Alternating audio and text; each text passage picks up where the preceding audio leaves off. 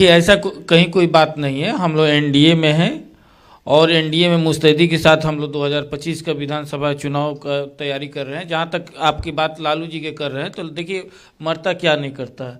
लालू जी के पास मजबूरी है और मजबूरी ये है कि उनके विधायक जो है टूटने वाले हैं। उनके पार्टी में भगदड़ मच गया है चुनाव को लेकर के कि जिस तरह से तेजस्वी का ग्राफ गिरा हुआ है और 2020 में बाय डिफ़ॉल्ट जिस तरह से उनका विधायकों की संख्या बढ़ा, वो किस कारण बढ़ा है ये आप जान रहे हैं। वो तो आप चिराग पासवान के कारण बढ़ा है। तो जो स्थिति बढ़ा, अब इस बार वो स्थिति है नहीं, तो काट के हाड़ी बार बार नहीं चढ़ता है। अब ये स्थिति वो समझ रहे हैं लालू जी, और लालू जी जो पूरे भाप लिए हैं, पूरा एकदम जितने भी आरजेडी के विधायक हैं सबसे व्यक्तिगत रूप से और उनका जो इन्फॉर्मेशन है भाप लिए हैं। कुछ दिन पहले आप देखे होंगे कि उनके मुख्य प्रवक्ता शक्ति यादव के तहत मीडिया के तमाम बिहार के प्रमुख मीडिया चैनलों को फ़ोन किया गया कि तेजस्वी यादव से नीतीश जी मिल चुके हैं, लालू जी से बात हो चुकी है, और उसके बाद जब उजागर हो गया तो वो सफाई देने लगे। हकीकत यह है कि अपने विधायकों के बचाने के लिए ये एक सफुगा छोड़ा जा रहा है आरजेडी की ओर से कि उनके विधायक ये लगे कि नहीं हम लोग अब सरकार बनाएंगे तो भागे ना।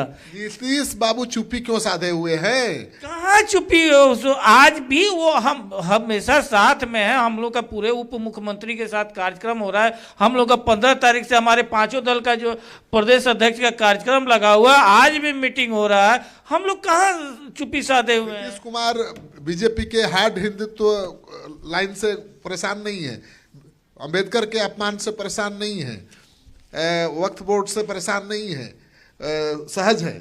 कोई बिहार में माननीय मुख्यमंत्री नीतीश कुमार जी का देश में क्या चल रहा है इससे मतलब नहीं। बिहार में माननीय मुख्यमंत्री नीतीश कुमार जी का समता मूलक समाज और जो पूरे जो है 7 सूत्रीय कार्यक्रम है उसके तहत कार्यक्रम चल रहा है। और 2005 से लेकर के आज तक जैसे नीतीश जी चलाए हैं, जिस तरह से पूरे जातिवादी यहाँ कुछ नहीं हुआ, कोई सांप्रदायिक दंगा नहीं हुआ है। बाहर क्या होता है उसे कोई मतलब, देश में क्या हो रहा है इससे कोई फर्क नीतीश कुमार को नहीं पड़ेगा। हमारा तो बिहार के उप मुख्यमंत्री है ना, हमारा तो सरकार बिहार में है। तो बिहार में हम किसी भी हालत में जो समता मूलक समाज है, न्याय के साथ जो विकास हमारा एजेंडा है उसी पर लागू होगा। बिल्कुल श्रीकांत जी, आपके पास फिर से परिवारवाद का विरोधी रहे हैं।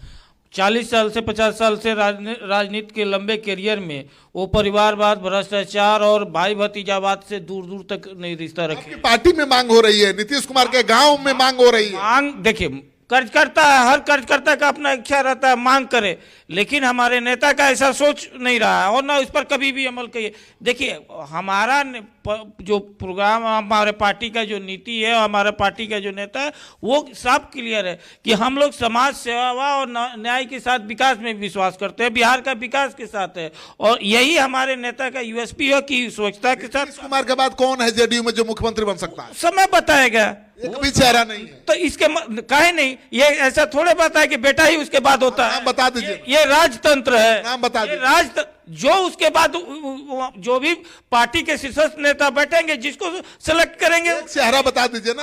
आप नहीं, देखिए ये आप परिवारवाद की बात कर रहे हैं। अगर बाप के बाद बेटा तब तो उस तरह से सब कर लीजिए। लालू यादव के बाद नीतीश कुमार संन्यास ले लेंगे, नीतीश कुमार संन्यास ले लेंगे तब तो बेटे को पार्टी बना सकती है ना।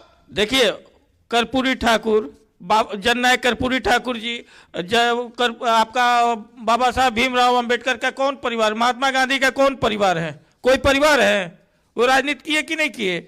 नीतीश कुमार आप परिवारवाद से क्यों जोड़ रहे हैं कि उनके बाद इतना उनका विचारधारा मानने वाले हैं, उनके पद चिन्हों पर आरजेडी के साथ जा सकते हैं कि नहीं बताइए? आरजेडी के साथ अभी सवाल ही नहीं उठता है। पहले भी कहते थे। अरे ये कोई बात हुआ पहले को काट का आड़ी बार नहीं, हम लोग फिर भी मौका नहीं देते। हम लोग जो है अभी एनडीए के साथ है, हमारा कार्यक्रम एनडीए के साथ चल रहा है।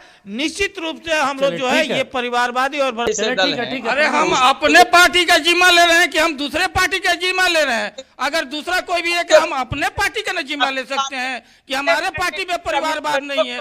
आप भी अपना पार्टी का जिम्मा लीजिए, कहिए कि हाँ परिवारवाद है। परिवारवाद की ही वो उपज है। कई ऐसे कैंडिडेट आपने लोकसभा में देने का काम किया है, उस पर क्यों मुंह में दही जम जाता है? आप ही बताइए, आपके बाद राष्ट्रीय अध्यक्ष कौन होगा? लालू जी के बाद तेजस्वी यादव, तेजस्वी के बाद उनके लड़की होगी, उसके बाद उनका तो श्योर है। आपका भी प्रवक्ता अभी लालू जी के प्रवक्ता है, कल तेजस्वी जी के होंगे, फिर परसों उनके पर आप। लेकिन हमारे जदयू में कोई नहीं बता सकता कि अगला कौन राष्ट्रीय अध्यक्ष होगा, अगला कौन नेता होगा, क्योंकि हमारा जनता द्वारा चुना हुआ लोकतांत्रिक पार्टी है जनता दल यू।